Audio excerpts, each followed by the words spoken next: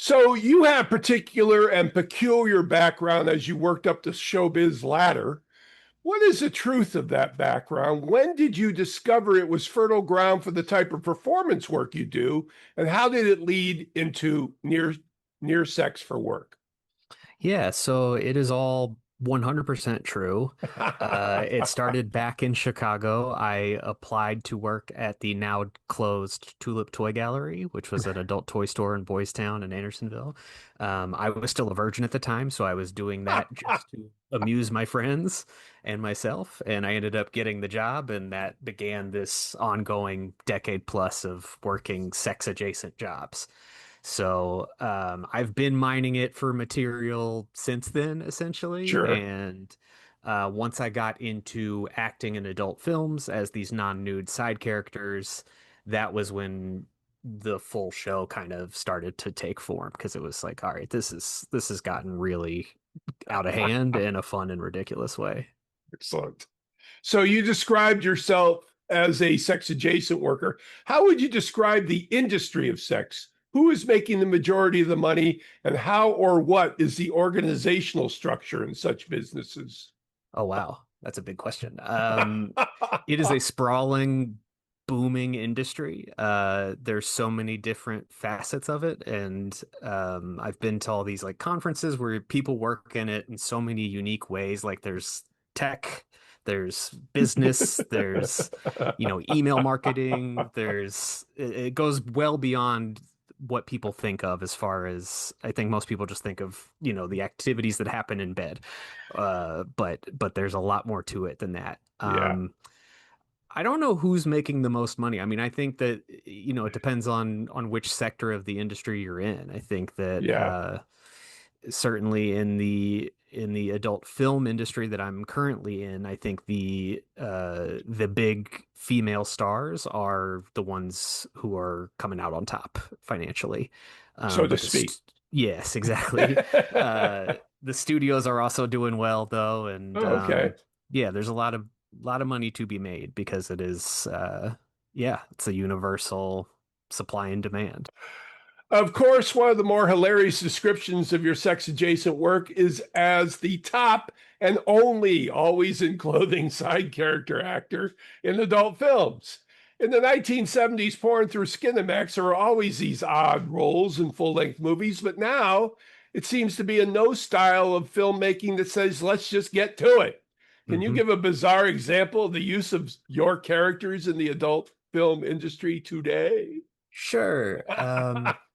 I think something that comes to mind, I had a lot of fun playing I was supposed to be just sort of a butler at a party, and that involved, taking people's coats, doing a little coat check action before the orgy that was Of scheduled course. Of to course. unfold.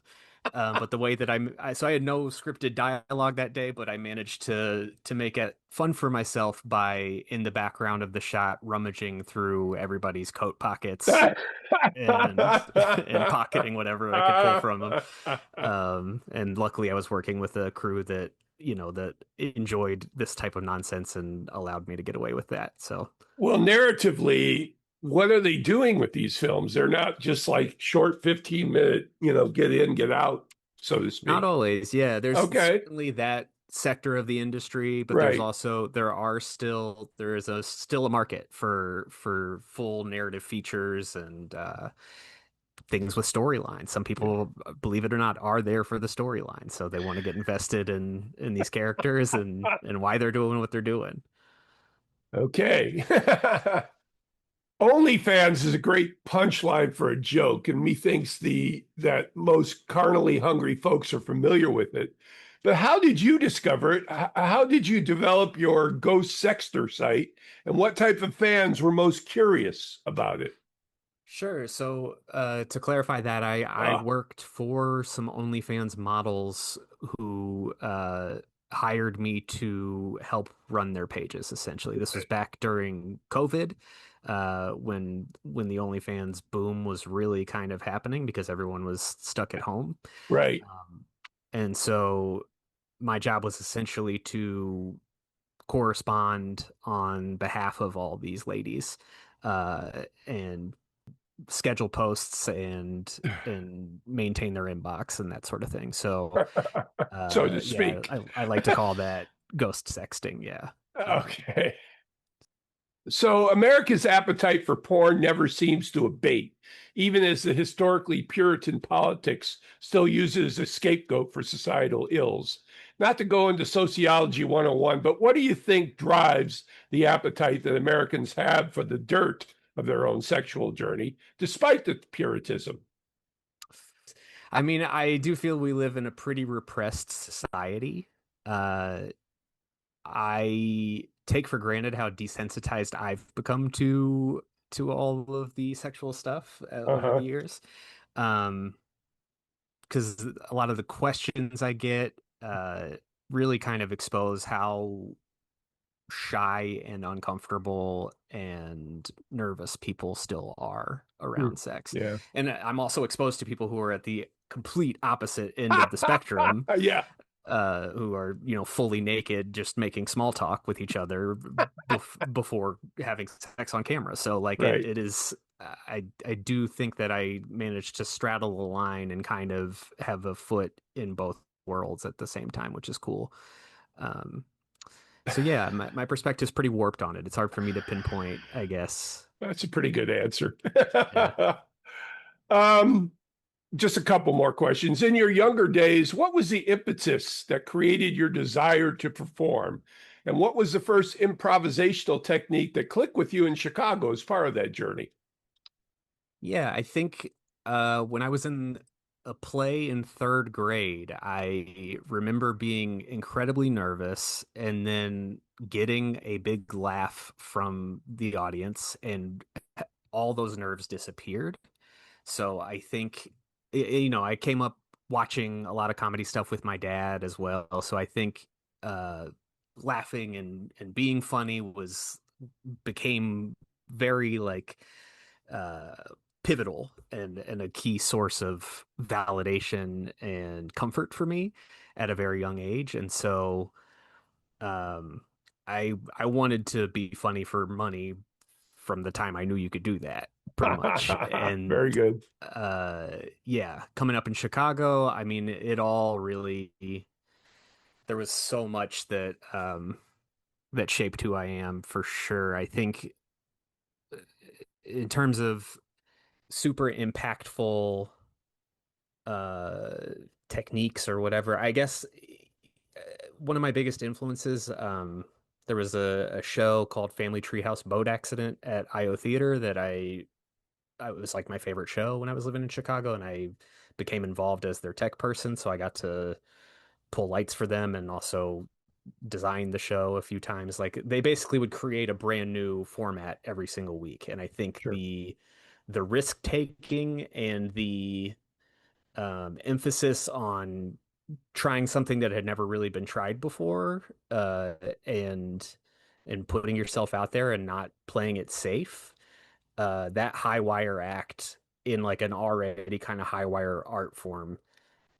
really to me stood out as the key to making the most exciting work in town as far as I was concerned. And so I think that kind of imprinted on me and led me to what I'm doing now, where, a lot of people are like, "Oh, I didn't know that was a job." And I tell them like it's not. I like I made this You have to up. make it up. This is usually something, those roles are usually played by other like full-fledged adult performers who are just like not doing their full job that day and are Right. usually upset about it because they're taking a pay cut and not doing what they got in the business to do in the first place. Whereas I am thrilled to be there just so I can try to sprinkle in weird, absurd comedy in the background of these these films and just sneak that in. So yeah, That's I've carved funny. out a niche for myself that I'm very, very grateful to have found. But I do think it kind of stemmed from that Chicago influence.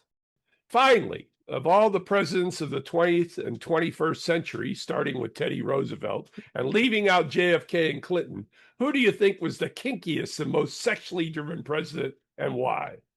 Oh, man. Um, wow. Had to take Clinton off the list, huh? I had to take Clinton and JFK off the list, quite frankly. Yeah. Um, I mean, I hate to even acknowledge him as the president, but Trump, I think with Oh, the P tape that exists, and hate to lump the Epstein stuff into kink, but he's yeah, I yeah. think signs point to him, the comments he's made about his own daughter, things of that nature. It's hard to think of anyone who might be more, like less puritanical, I guess, than him. So Good, good answer, man. I wouldn't even think of him. yeah. I thought you were going to do something like, Woodrow Wilson, because his name was Woodrow or something. I don't know. This is Patrick McDonald for HollywoodChicago.com. Copyright 2026.